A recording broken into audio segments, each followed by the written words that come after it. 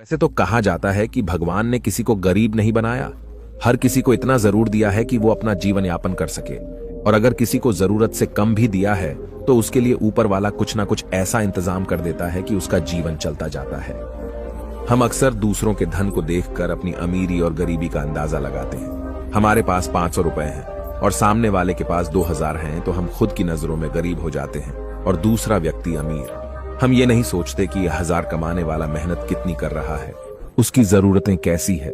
हम बस दूसरे के धन को देखते हैं और अपनी राय बना लेते हैं। आज की इस गौतम बुद्ध की प्रेरणादायक कहानी के जरिए आप जानेंगे कि भगवान बुद्ध के अनुसार एक अमीर और धनवान व्यक्ति कौन होता है। साथ ही आप समझेंगे कि क्यों गौतम बुद्ध हर व्यक्ति को धनवान कहते थे। गौतम बुद्ध की कहानी आपको बहुत प्रभावित करेगी और इस बुद्ध की प्रेरणादायक कहानी से मिलने वाली शिक्षा आपके बहुत काम की होगी। एक समय की बात है, एक राज्य के राजा ने गौतम बुद्ध को कुछ दिनों के लिए अपने राज्य में आने का निमंत्रण दिया।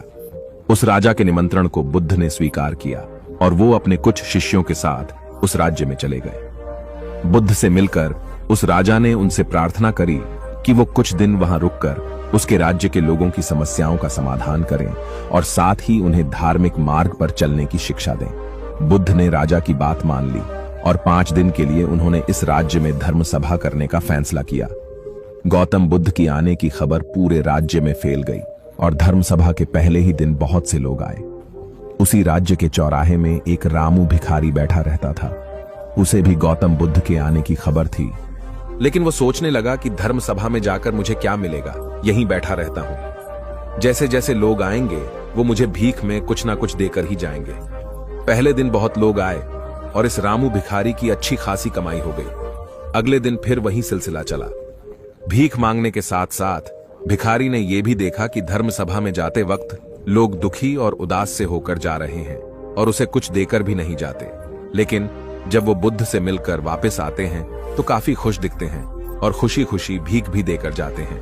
यही सोचते सोचते दूसरा दिन भी निकल गया। 5 दिन बहुत कम लोग आए तो रामू भिखारी परेशान हो गया। उसकी कमाई नहीं हुई। उसने सोचा कि बुद्ध सबकी समस्याओं का उपाय दे ही रहे तो क्यों ना मैं भी उनके पास जाऊं और अपनी इस निर्धनता को दूर करने का उपाय पूछूं। ऐसा सोचकर वो भी धर्म सभा में चला गया, लेकिन वहां लंबी लाइन लगी थी। बड़ी मुश्किल से उसका नंबर आया।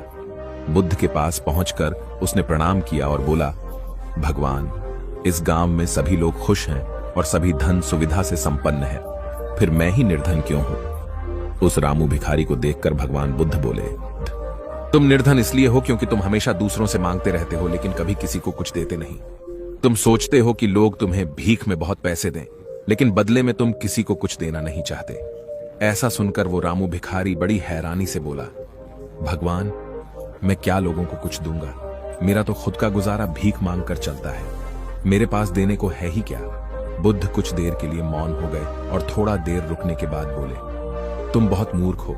किसी को देने के लिए या दूसरों के साथ बांटने के लिए ऊपर वाले ने तुम्हें और हम सभी को बहुत कुछ दिया है। मुस्कुराहट दी है जिसे तुम दूसरों के साथ बांटकर उनमें आशा और उम्मीद जगा सकते हो। आवाज दी है जिससे तुम मीठे शब्द बोलकर लोगों की तारीफ कर सकते हो। 2 हाथ दिए हैं जिनसे तुम दूसरों की मदद कर सकते हो। एक स्वस्थ शरीर दिया है जिससे तुम भीख ना मांगकर मेहनत का काम कर सकते हो। ऊपर वाले ने जिसको ये चीजें बिना किसी कमी के दी हैं, वो कभी निर्धन नहीं हो सकता। तुम निर्धन हो तो बस अपनी सोच की वजह से। जैसे जैसे तुम इस सोच से बाहर निकलोगे, तुम खुद को दूसरों जितना ही अमीर समझने लगोगे और तुम्हारा जीवन भी सुधर जाएगा। दूसरों की खुशी देखकर उनसे अपनी तुलना मत करो। ऊपर वाले ने हर किसी को धनी बनाया है, बस जरूरत है तो अपनी सोच को सुधारने की। भगवान बुद्ध की बातें सुनकर रामू भिखारी को अपने जीवन का मूल्य समझ आ गया और वो उनके दिए हुए उपदेश के अनुसार अपना जीवन जीने लगा। हम सभी लोग जब दूसरों से अपनी तुलना करते हैं या दूसरों को खुश देखते हैं तो हमें लगता है कि हमारा ही जीवन खराब है और बाकी सब मजे में है। हम कभी अपने जीवन की अच्छी चीजों पर ध्यान नहीं देते। हम कभी ये नहीं सोचते कि भगवान ने हमें एक स्वस्थ शरीर दिया है जो कि सबसे मूल्यवान चीज है। आप भले कि कितने अमीर हों, अगर आपका शरीर काम का ना रहे तो वो पैसा भी किसी काम नहीं आता। और दूसरी तरफ अगर आप गरीब भी हैं लेकिन आपका शरीर एकदम स्वास्थ्य है तो आप अपने आप में एक अमीर व्यक्ति हैं। एक स्वस्थ शरीर पैसों से कितना ज्यादा जरूरी है कोरोना काल में हम सब देख ही चुके हैं